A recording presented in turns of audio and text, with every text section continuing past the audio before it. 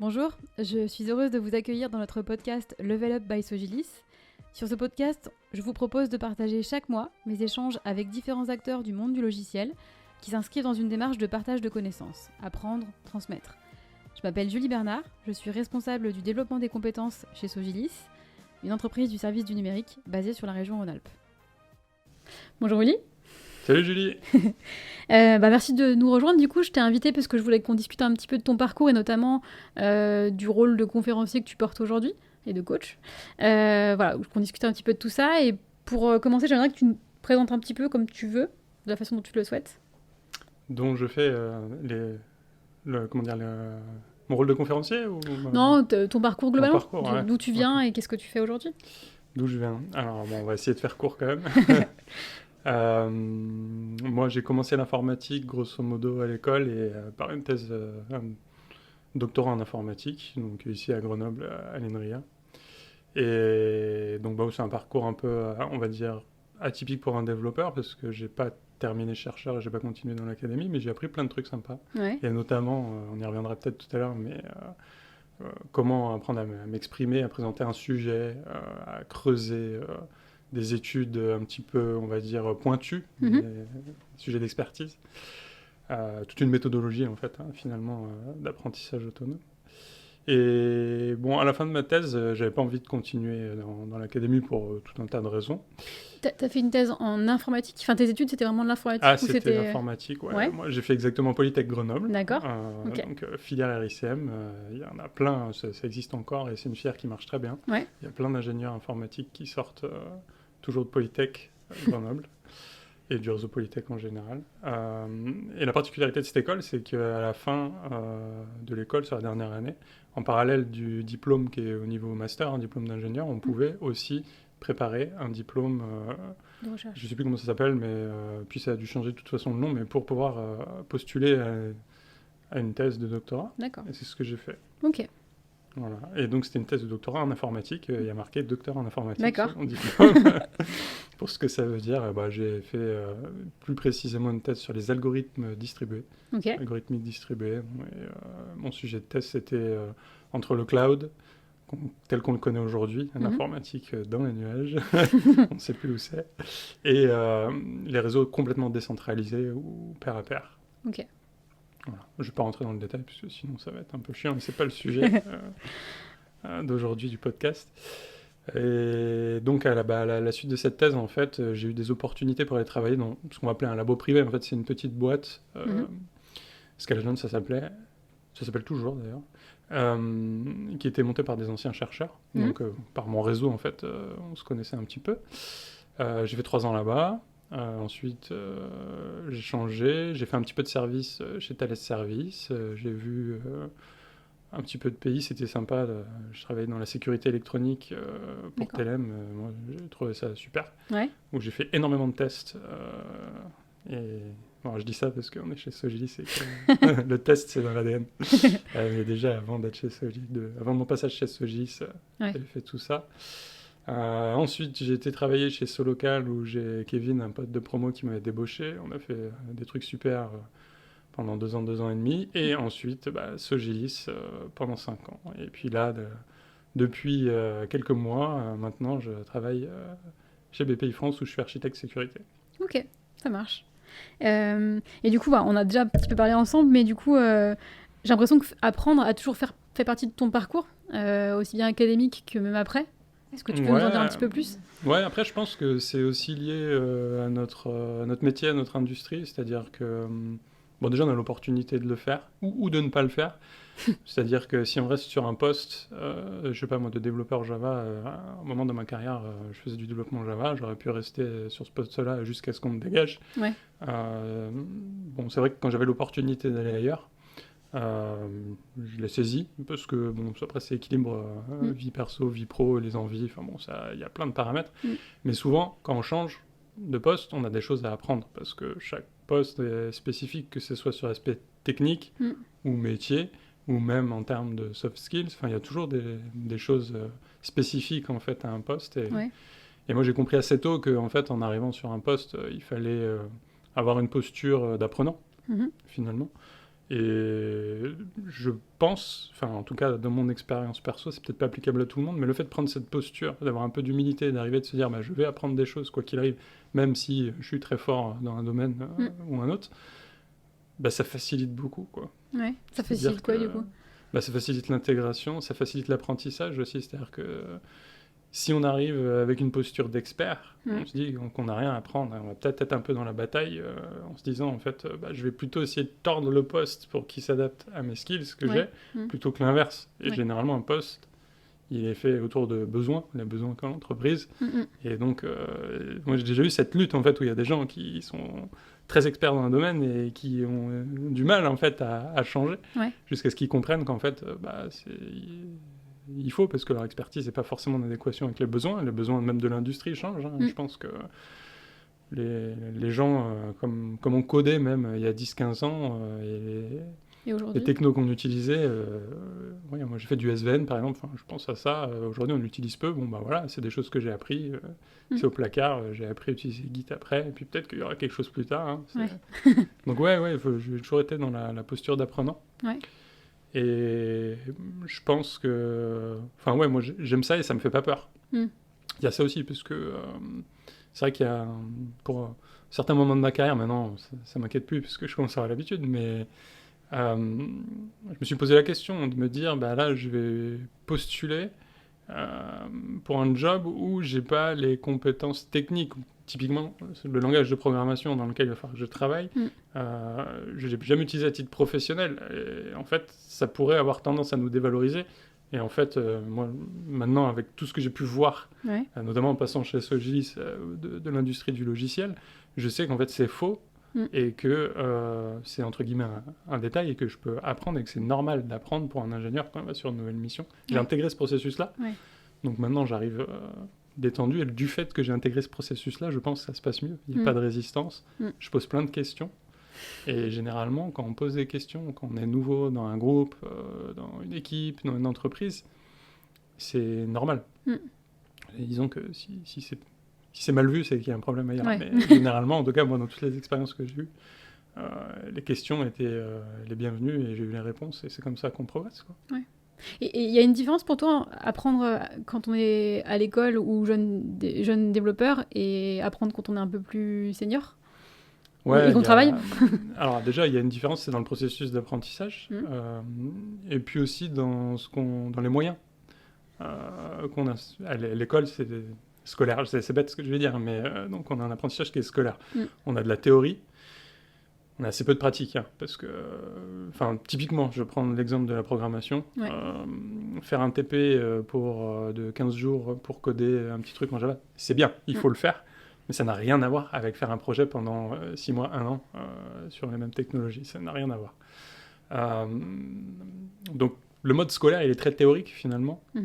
Et l'apprentissage qu'on peut avoir, alors, il va donner des compétences qui sont, je pense, quand même des fondations. Je parlais de fondations, je pense que c'est un terme qui est pas trop mal pour ça. Il va nous donner les fondations pour qu'on puisse avoir des compétences polyvalentes et aller apprendre des spécificités ensuite des postes et des métiers pour les faire. Et donc, une fois qu'on est diplômé, on a ce socle de fondations qui nous permet d'adresser plein de métiers. Et quand on arrive sur des postes, moi je pense qu'il faut toujours apprendre. Déjà, quand on change d'entreprise, apprendre le métier de l'entreprise, tout simplement. C'est quoi la valeur ajoutée? Comment est-ce que, si on travaille sur du logiciel, si on est ingénieur logiciel, quelle est la valeur du logiciel par rapport au client? C'est important, je pense, pour un développeur de comprendre ça, même si tous ne se posent pas la question forcément. Et donc, quelles sont les méthodes de développement? Comment les gens travaillent? À quel rythme? Comment on s'intègre dans l'équipe? Quels sont les outils? Il y a toujours des nouveaux outils qu'on ne sait pas utiliser. Dans notre métier, ça arrive plusieurs fois par an. Donc, c'est de l'apprentissage ensuite, mais on va dire plus, je dirais peut-être contextuel, spécifique. Voilà. Et plus on va sur des métiers d'expertise, plus il faut apprendre, parce que... Alors ça, c'est un truc que j'ai pu apprendre dans ma thèse de doctorat, c'est que en fait, le principe d'une thèse de doctorat, c'est d'aller creuser un sujet en profondeur que personne ou peu de gens ont déjà creusé. Et donc là, on est vraiment sur un truc très, très, très, très précis qu'on va creuser très profond. Et ça peut être très utile dans l'industrie. Des fois, il faut aller creuser un problème très précis parce qu'on a un besoin précis.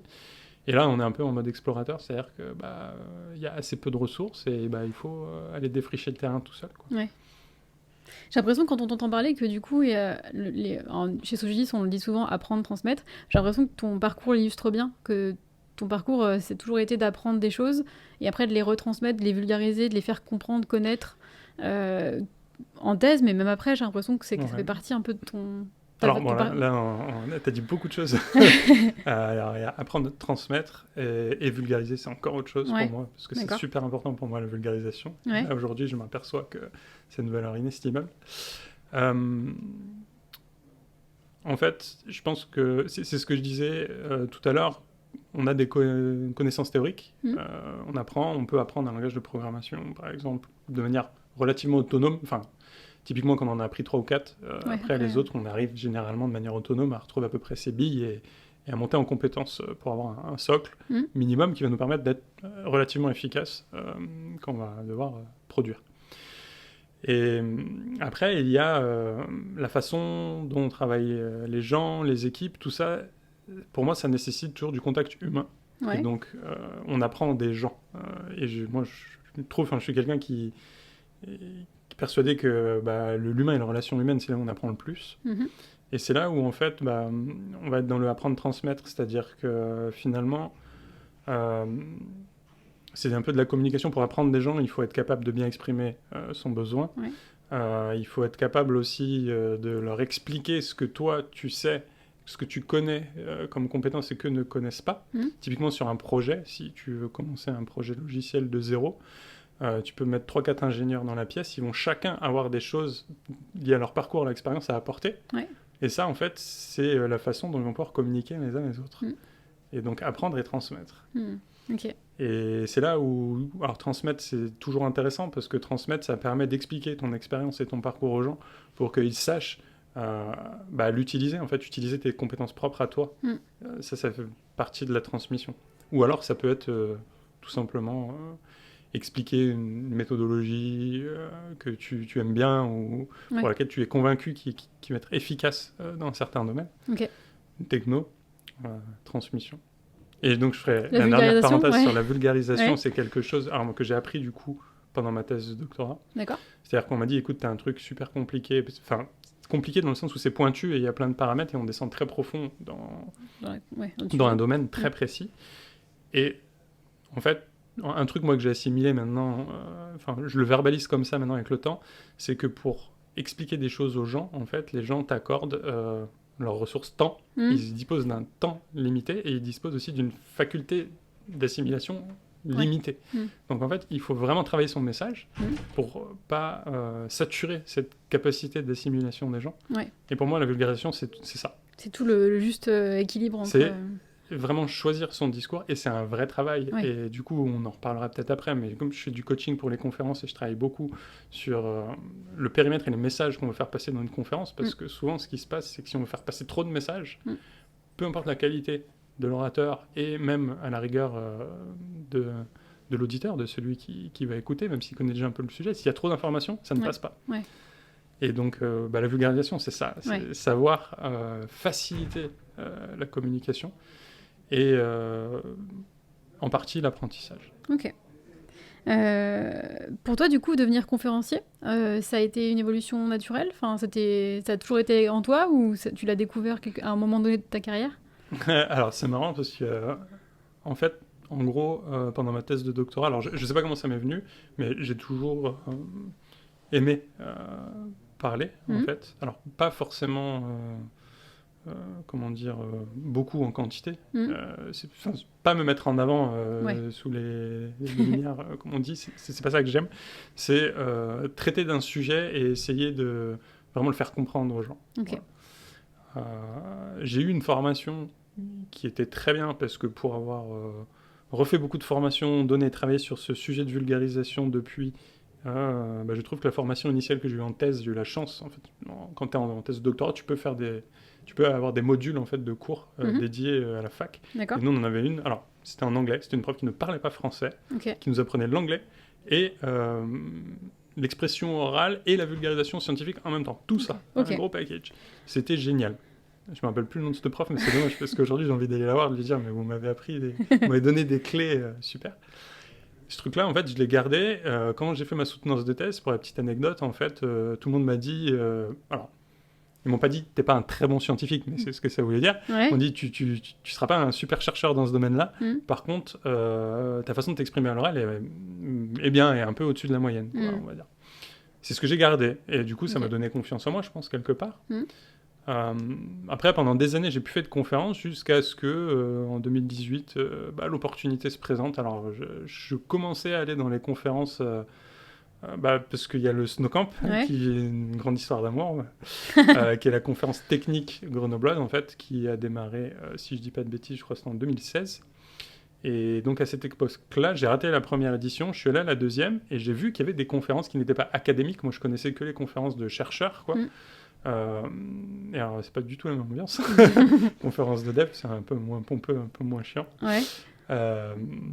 Et comment dire, j'ai vu qu'il y avait ça m'avait donné envie de participer, quoi, finalement. Ouais. Et donc, je me suis jeté à l'eau et le premier sujet que j'ai présenté a été pris. J'ai eu de la chance, je pense. Ça a été bien reçu. J'ai pu le redonner à travers plusieurs conférences. Et puis après, j'ai continué parce que j'aimais bien ça. Et puis j'ai eu l'opportunité aussi de le faire parce que mes employeurs me laissaient le faire. Moi, j'ai eu de la chance et j'ai très rarement posé des jours de congé ou payé mes déplacements pour aller donner des conférences. C'est le cas, il y a des gens pour qui c'est le cas. Moi, j'ai de la chance, j'ai assez rarement fait ça. D'accord. Et du coup, être conférencier, c'est quoi ? C'est être expert sur un sujet ? C'est un grand débat ?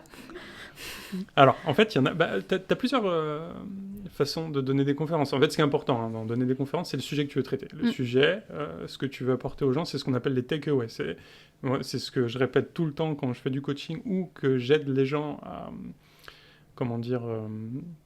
travailler leur conférence, finalement. C'est qu'est-ce que tu veux apporter aux gens avec ton discours et qu'est-ce que tu veux qu'ils retiennent à la fin. Ouais. Il y a deux type de sujet. C'est soit tu vas aller chercher une méthode, un outil, une techno qui est relativement nouveau ou nouvelle, et tu vas faire découvrir aux gens cette techno-là.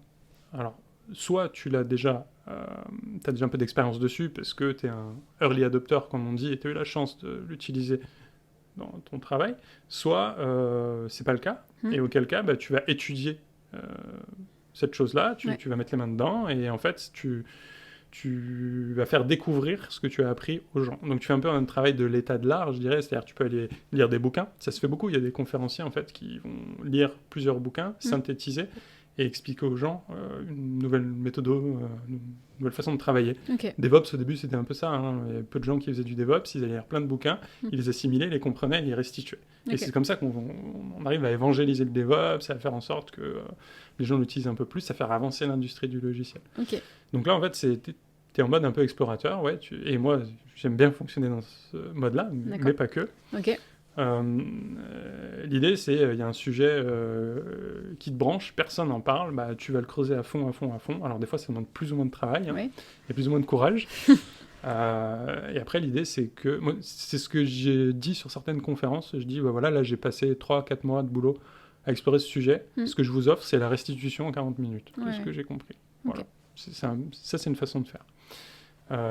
Donc en fait tu deviens expert à travers le temps que tu passes et ta légitimité, parce qu'il y a beaucoup de conférences qui parlent de légitimité, c'est-à-dire qu'ils ont besoin de se sentir légitimes pour parler sur un sujet. Et en fait la légitimité,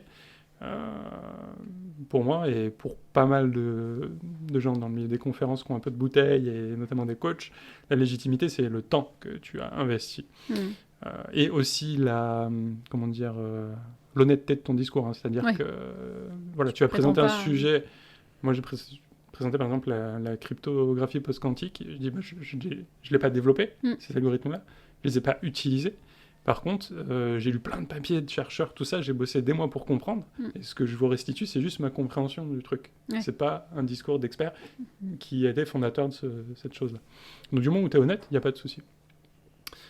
Il y a une autre façon de donner des conférences, c'est un retour d'expérience. C'est-à-dire, tu vas dire, moi j'ai de l'expérience sur un sujet, on a exploré telle spécificité, méthode Accelerate par exemple, dans ma boîte depuis 2 ans, et je vais vous expliquer ce que c'est, et je vais vous dire comment nous on l'a implémenté, ce qui a marché, ce qui n'a pas marché, donner des petites astuces. Donc ça c'est retour d'expérience.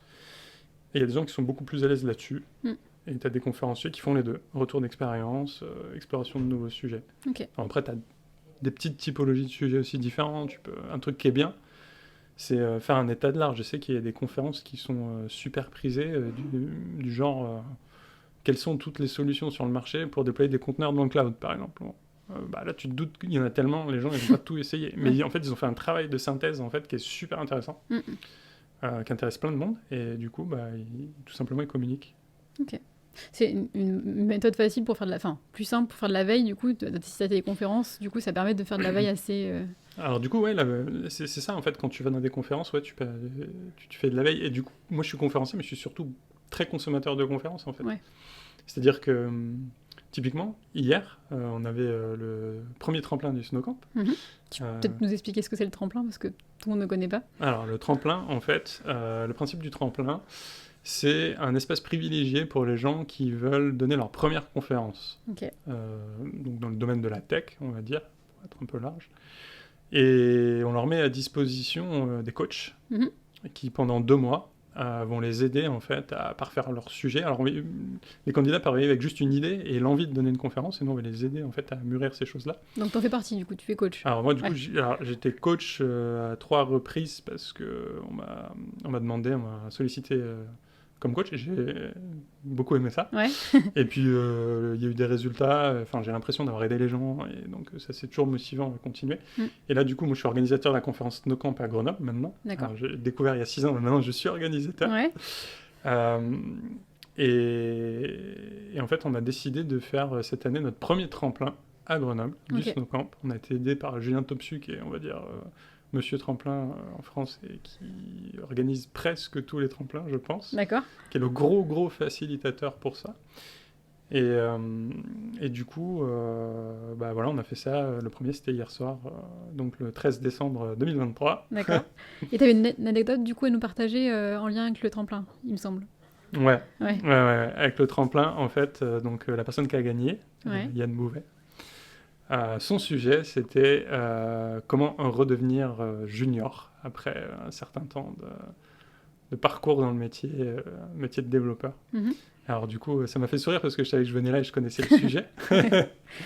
Et donc en fait, il explique, donc il a fait une très bonne conférence. Il est finaliste, et donc pour ceux qui ont la chance d'aller au SnowCamp, ils pourront le revoir le 1er ou le 2 février. On ne l'a pas encore placé sur le planning, mais donc le 1er ou le 2 février, pour ceux qui veulent le voir...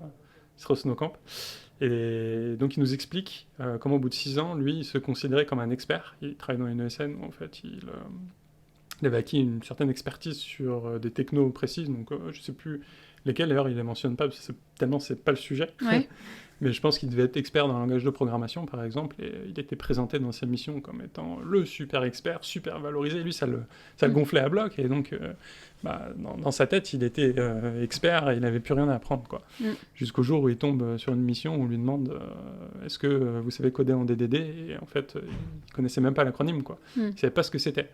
Et comme il dit, il a pris un parpaing dans sa tronche et s'est rendu compte qu'il y avait plein de choses qu'il ne connaissait pas. Ouais. Des façons de travailler qui paraissaient intéressantes, efficaces, efficientes, propres. Et du coup, il s'est dit, mince, mais en fait, je suis un expert de rien du tout. Et donc, il a dû un peu maturer cette chose-là. Et il s'est rendu compte qu'en fait, dans ce métier, il y a tellement de richesses et tellement de cas spécifiques qu'en fait, on apprend continuellement. Et donc, je ne spoil pas tout son talk, mais il nous donne une méthodologie, sa méthodologie, pour l'apprentissage. Et en fait, ce qui est marrant, et ce qu'on retrouve, ce que je peux retrouver un peu chez moi et chez d'autres personnes, c'est qu'une fois qu'il a compris et assimilé ce processus d'apprentissage continu, en fait, et il l'optimise, et même, je pense, je dirais pas qu'on en a besoin après, mais on aime ça. Ouais. Parce que ça nous fait grandir et ça nous enrichit. Au même titre, alors ça peut être à titre professionnel et technique, mais ça peut être aussi à titre personnel. Perso, ouais. Ok. Et le métier de coach, du coup, est-ce qu'on en parle l'évolution. Alors, métier, je sais pas si on peut dire métier. Le rôle. Ouais. Je ne vis pas du coaching. Ouais. Et peut-être un jour ça arrivera ou pas, j'en sais rien. Mais c'est une position que j'ai pu prendre. Alors déjà en tant que consultant, quand je travaillais chez Sogilis, je trouve que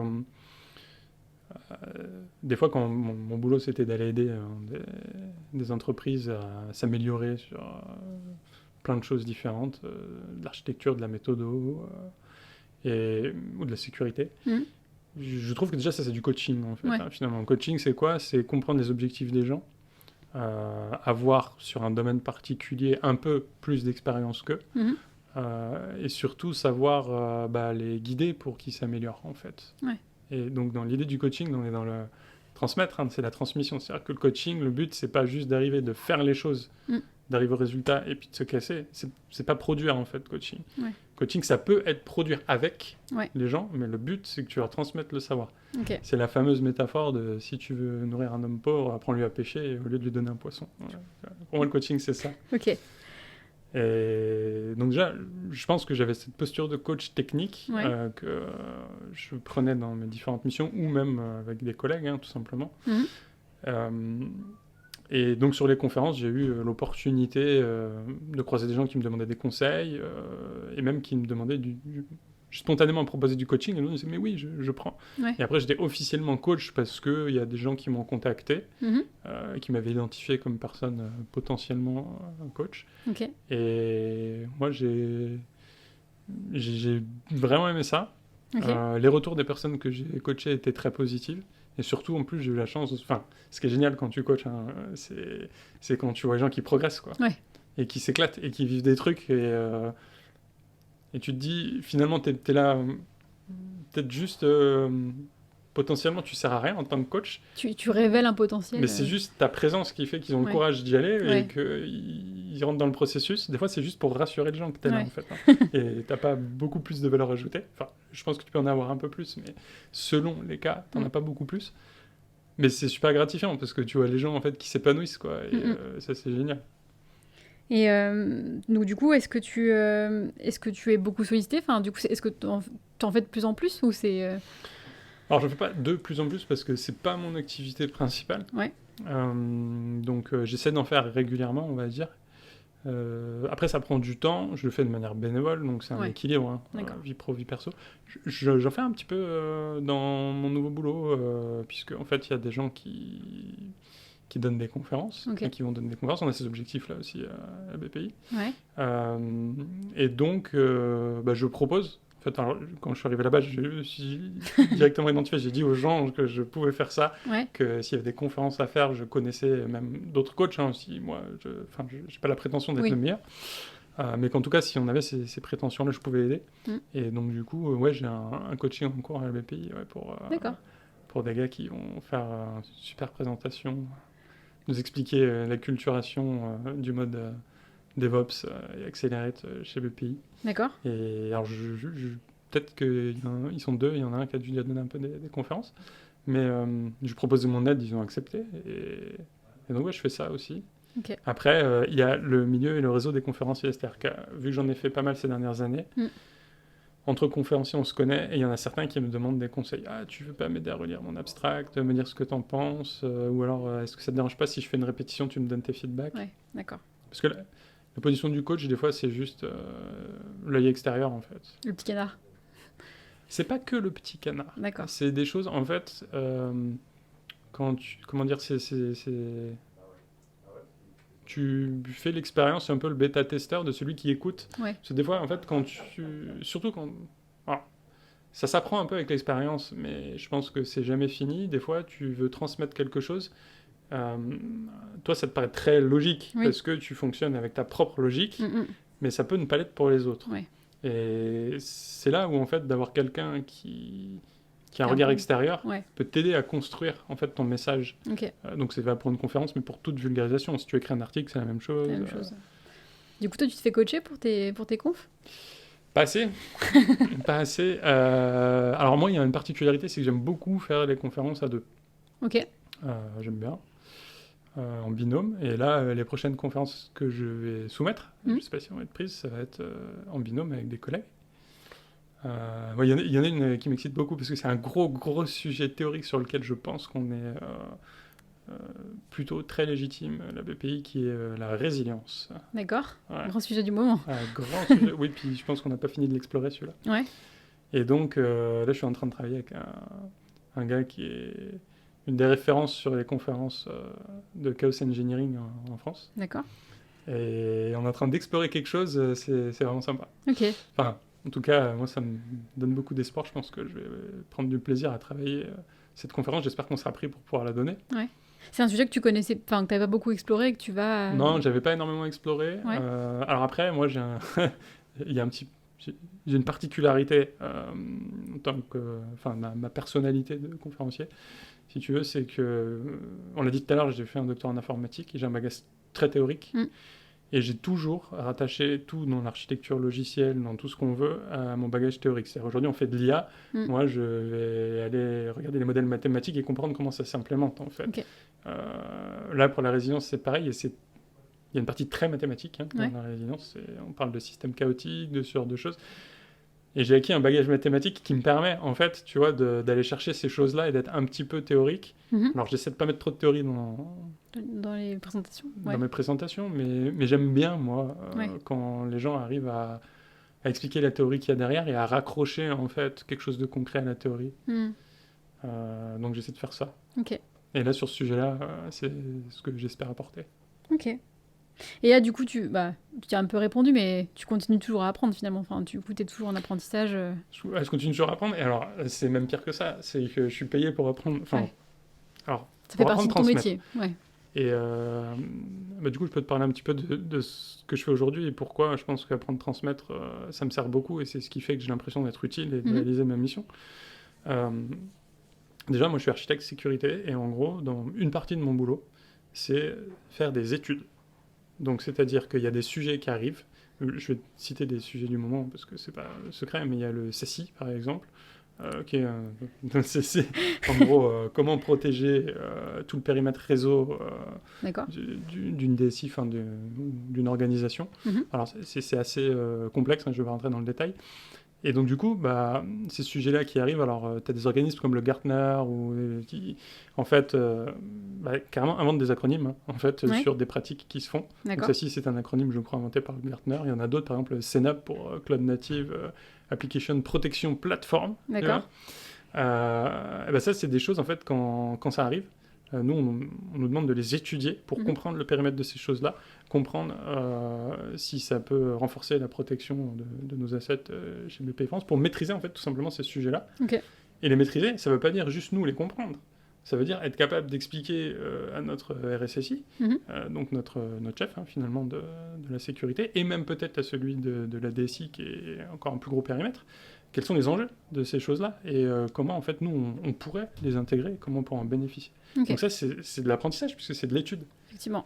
C'est découvrir des sujets-là. Et c'est aussi de la transmission, parce qu'en fait, si j'apprends ces choses-là et que moi je les comprends, enfin, mon équipe et moi, si on les comprend, mais qu'on n'est pas capable de les expliquer de manière claire, et les gens, on va avoir du mal à le faire adopter ou à faire comprendre, en fait, à nos collabs, à nos collègues, quels sont les intérêts de ces choses-là. Et c'est là où, juste de la vulgarisation, moi, il y a un sujet que j'ai pris à bras-le-corps en arrivant là chez BPI, qui est la cryptographie, par exemple. Et juste, alors j'avais déjà eu l'occasion de faire un peu de vulgarisation là-dessus. Et j'ai tenté alors on a des moyens de communication en interne pour toucher des gens, différents vecteurs. J'ai tenté d'utiliser la vulgarisation et les retours sont très bons. Enfin, il y a des gens qui m'ont dit « Ah ouais, c'est super, j'ai compris des trucs. » Et en fait, je trouve qu'il y a aussi... alors, dans une entreprise comme BPI France dans laquelle je travaille aujourd'hui, c'est un gros écosystème où il y a plein de gens qui collaborent. C'est structuré en plein d'équipes. Je crois qu'on va avoir 150 équipes. D'accord, oui. Ce qu'on appelle des agile teams à la DSI, donc c'est gros. Et en fait, si tu arrives à mettre tout le monde d'accord sur un concept, déjà, c'est-à-dire que tout le monde ait la même compréhension de ce que ça veut dire chiffrer un document numérique, déjà, c'est une valeur inestimable. Parce qu'en fait, tu réussis à ce que les gens partagent le même concept et donc se mettent tous d'accord sur un truc et puis aller dans la même direction. Ça, il y en a besoin, en fait. Et la vulgarisation, pour ça, c'est une clé qui est vraiment super, quoi.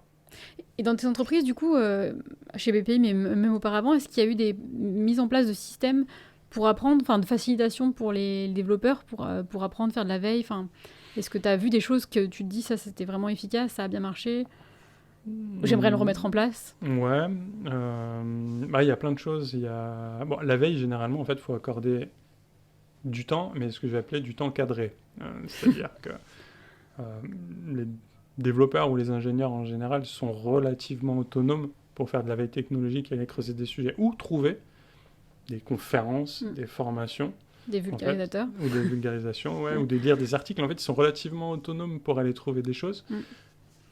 Bon, si ce n'est que s'ils veulent aborder un sujet très vaste, le craft par exemple, hein, bon, des fois ça peut valoir le coup de les guider parce que si tu apprends tout en même temps, ça risque d'être compliqué.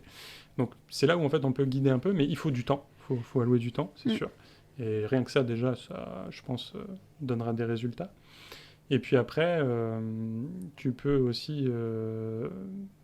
c'est important de donner des objectifs en fait à la veille, c'est-à-dire, tu peux donner du temps, mais il faut le borner, il faut que ce temps soit utile. Donc c'est-à-dire tu vas aller creuser un sujet, généralement faire une synthèse de ce que tu as, un peu une fiche de lecture hein, finalement, que ce soit des articles de blog, des vidéos, ce que tu veux. C'est un bon exercice parce que bon, ça peut déjà être utile à tes collègues, et puis ça te permet toi de synthétiser et d'améliorer en fait ton processus d'apprentissage. Si tu dis je vais voir des conférences puis j'apprends rien parce que finalement je me rappelle pas et je sais pas synthétiser ce que j'ai vu, faut peut-être arrêter d'aller voir des conférences. Ou si tu lis des bouquins et en fait tu comprends pas ce que tu lis, t'es pas capable de le resynthétiser, bon, ton temps est pas forcément bien investi. D'accord. Et puis cadrer aussi, c'est pas évident, hein, sur la potentielle utilité du sujet que tu vas aller chercher par rapport à ce que tu fais. Finalement, ce que tu fais aujourd'hui, et du coup, de faire de la vulgarisation sur des sujets, c'est aussi un moyen de faire progresser tes collègues, parce que du coup, toi, ça te fait progresser, parce que tu es capable de retransmettre un truc que tu as lu, mais tu es aussi capable d'intéresser des collègues ou de faire passer le savoir, finalement. Alors oui, ça fait progresser, et alors déjà, tu progresses individuellement, parce qu'en fait, un sujet, tu le maîtrises... c'est pareil, la maîtrise d'un sujet, c'est infini, hein, tu peux toujours t'améliorer dessus. Et ce qui est intéressant quand tu fais de la vulgarisation, c'est que justement, tu vas travailler ta communication du sujet, ta compréhension et la façon dont tu vas le verbaliser. Et du coup, ce qui est gratifiant quand tu fais de la vulgarisation, c'est que quand tu parles de ton sujet, généralement, c'est des sujets que tu aimes, que tu vas vulgariser, les gens, tu vois que les gens comprennent mieux ce que tu dis. Parce que, en fait, tu as fait un travail pour que ton propos soit plus abordable. Tu as réfléchi aux parties dont tu ne pourrais pas parler tout de suite parce que c'est trop compliqué. Donc en fait, tu épures ton discours et les gens le reçoivent mieux et ils le comprennent, donc c'est gratifiant à titre personnel. Et du coup, ça te permet d'évangéliser ce sujet-là. Et des fois, en fait, moi aujourd'hui, ma stratégie, je le dis clairement, sur les projets sur lesquels je bosse, c'est que quand il y a quelque chose, je suis convaincu qu'il y a un sujet clé ou qui va être clé pour les prochains mois à venir. En fait, mon réflexe, ça va être de schématiser le truc, de faire un joli dessin, parce que j'aime bien aussi la communication visuelle, mais de faire un schéma, en fait, juste, que je vais expliquer d'abord en comité restreint à mes collègues on va dire la même culture que moi, donc qui sont censés être ceux qui vont mieux comprendre ce que je vais raconter. Et puis après, élargir, en fait, et pour pouvoir, en fait, encore... Enfin, ça rejoint toujours la même chose, c'est avoir la même vision, la même compréhension, les mêmes mots pour un sujet, quoi. Et tu as des sujets complexes, parce que l'informatique, c'est des sujets... ça donne lieu, en fait, à des applications et des services complexes. Donc, communiquant, en fait, ce qu'on appelle des services complexes dynamiques. On rajoute des services à droite, à gauche qui communiquent. En fait, on fait un espèce de gros truc, un produit, une solution qui devient de plus en plus complexe. Compliqué, Et du coup, c'est super important de réussir à se mettre d'accord en fait, avec plein de monde sur des endroits stratégiques. Et quand tu arrives à faire ça, c'est une vraie valeur ajoutée. Pour finir, une petite dernière question. Tu as été coach, tu as été conférencier, coach de conférencier. Est-ce qu'il y a une prochaine étape? Est-ce que tu trouveras un autre sujet que tu aimerais bien... Comme ça, là, non. Non. Déjà, non. Déjà continuer à faire coach, c'est une chose... Ouais, continuer à faire coach. Après, je pense pas... Mon objectif, c'est pas de vivre de ça. Ce que je recherche, c'est, comme je disais, ça me développe aussi, puis ça permet... ça m'aide dans mon développement personnel. Et puis, pour moi, ça sert à mon métier, quoi. C'est-à-dire que je pense que dans nos métiers qui sont techniques, on a très souvent tendance à laisser de côté les soft skills et notamment la communication. Alors je pense que c'est pas toi qui vas me contredire, Julie, mais la communication c'est essentiel en fait pour faire fonctionner une équipe, tout simplement. Alors encore plus quand c'est une entreprise qui est composée de plein d'équipes et de niveaux d'équipes différents. Et donc coaching en fait c'est ça un peu pour moi, c'est aider les gens à mieux communiquer. Finalement. C'est autour de ces sujets-là que je coach. Donc moi, je m'améliore en communication, enfin je pense. J'aide les gens à s'améliorer en communication et je construis une petite armée de copains, en fait. Et enfin, je suis pas tout seul, d'ailleurs. On a une petite communauté de personnes qui font des efforts de communication, on va dire. Et ça permet justement d'alimenter les sujets, de faire progresser tout simplement l'industrie du logiciel, quoi. C'est vraiment ça l'objectif derrière. Ok. On va finir par quelques questions un peu signature. Une chose que tu as appris cette année que tu as envie de mentionner? Une chose qui t'a vraiment marqué? Alors que j'ai appris ou que je suis en train d'apprendre parce que du coup... Ça marche les deux, comme tu veux. Ça marche les deux. Non, en ce moment, je suis très profondément dans le sujet de la résilience et du chaos engineering. D'accord. Ce que je trouve intéressant dans dans ce domaine-là, c'est que ça fait vraiment changer le paradigme de conception en fait des logiciels. Okay. Et bon, je vais pas trop spoiler parce que j'espère que ta conf sera prise du coup pour qu'on puisse savoir. Je vais pas trop spoiler parce que j'ai espoir quand même un jour de donner une conférence et je soumettrai jusqu'à ce que je puisse la faire. Mais c'est super intéressant. D'accord. Une lecture que tu auras envie de conseiller? Du coup, le bouquin que je suis en train de terminer qui s'appelle Security Chaos Engineering. Ok. Bon, faut être anglais parce que faut savoir lire en anglais, pardon. Il est pas traduit celui-là. Ok. D'accord. Un prochain événement technique auquel tu vas assister en tant que conférencier ou Un prochain événement technique, ça va être le Snowcamp, donc du 31 janvier au 2 février. Ouais. J'en ferai pas avant parce qu'il y en a pas beaucoup. Ok. Puis bon, c'est bien de se reposer un peu aussi des fois. Ouais. Et donc Snowcamp. Et puis après, j'avoue que je vise une participation à Devoxx. D'accord. Donc BP France, on est sponsor Platinum, donc je pense que j'irai y faire un tour quoi qu'il arrive. Et je vais soumettre des choses, on verra si je suis prêt. Ok, ça marche. Si on veut poursuivre la conversation avec toi, où est-ce qu'on peut te contacter? Vous pouvez me contacter soit par mail, donc c'est willy@vlamy.fr. Ok. Vous pouvez essayer de me trouver sur Twitter. Je connais pas mon handle, mais Willy Malvo, je connais pas par cœur, mais... on les mettra en lien dans le podcast. Ouais, voilà. Je suis aussi sur Blue Sky, je suis pas ultra ni sur Twitter ni sur Blue Sky. Je suis pas, très prolifique, je poste pas beaucoup, mais j'y vais régulièrement et j'ai des communications avec des gens, ça m'aide à entretenir mon réseau, donc je suis dessus. Okay. Donc si vous m'envoyez un message, je répondrai. Ça marche. Et puis sinon, à travers le Snowcamp aussi, j'ai une adresse au Snowcamp qui est publique. Ok. On peut me contacter. Si c'est pour parler de conférences, ça peut être... Ou pour coaching aussi, du coup. Ou pour coaching aussi, ouais. Voilà. Ok. Et une dernière question, du coup. Qui est-ce que tu aimerais entendre à ce podcast comme prochain invité? Comme prochain invité? Ouais. Surprenez-moi. Moi, j'aime bien les surprises. Puis, je pense que vous êtes mieux placé que moi pour choisir. Ok, ça marche. Donc non, j'ai pas de conseils ou d'envie particulière. Ça marche. Merci beaucoup. Merci à toi, merci à vous.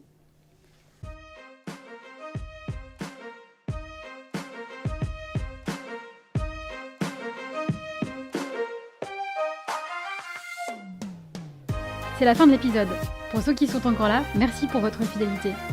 Si l'épisode vous a plu, n'hésitez pas à vous abonner sur votre plateforme d'écoute habituelle. Ce podcast est produit en collaboration avec Sogilis. Et si vous souhaitez échanger avec moi, n'hésitez pas à me contacter sur LinkedIn. Je vous dis à très vite pour un tout nouvel épisode.